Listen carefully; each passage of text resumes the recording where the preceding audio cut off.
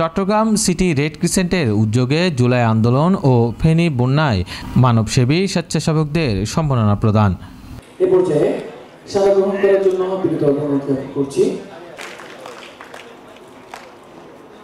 Bangladesh red crescent society Chattogram city ইউনিটের উদ্যোগে crisis heroes appreciation ও ইয়ুথ লিড কনফারেন্স 2025 বৃহস্পতিবার অনুষ্ঠিত হয়।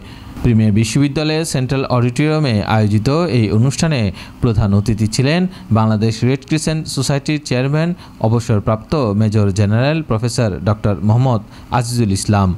অনুষ্ঠানের উদ্বোধক ছিলেন চট্টগ্রাম সিটি কর্পোরেশনের মেয়র ও চট্টগ্রাম সিটি রেড ক্রিসেন্ট ইউনিটের chairman doctor Shahadat Hossain. Chattogram city red ক্রিসেন্টের ভাইস চেয়ারম্যান ও এশিয়ান গ্রুপের ব্যবস্থাপনা পরিচালক এম.এ. সালামের সভাপতিত্বে অনুষ্ঠানে বিশেষ অতিথি ছিলেন সোসাইটির ম্যানেজিং বোর্ড সদস্য ডক্টর ইমরান বিন ইউনুস, যুব ও স্বেচ্ছাসেবক বিভাগ ও ডিজাস্টার রেসপন্স বিভাগের পরিচালক মোহাম্মদ মিজানুর রহমান, আইসিআরসির প্রতিনিধি ডক্টর জেলিসা খানম।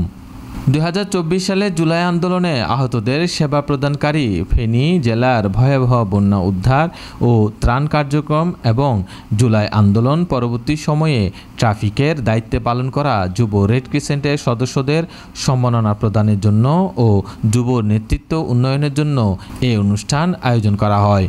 এই অনুষ্ঠানে চট্টগ্রাম সিটি যুব রেড ক্রিসেন্টের আওতাধীন বিভিন্ন শিক্ষা প্রতিষ্ঠানের 5 শতাধিক যুব সদস্য অংশগ্রহণ করে। অনুষ্ঠানে আরও বক্তব্য রাখেন চট্টগ্রাম সিটি রেড ক্রিসেন্টের সেক্রেটারি গোলাম বাকি মাসুদ, কার্যকরী পর্ষদ সদস্য। অনুষ্ঠান সঞ্চালন করেন সাংগঠনিক ও নিয়োগ বিভাগীয় প্রধান দীপ্ত ভট্টাচার্য।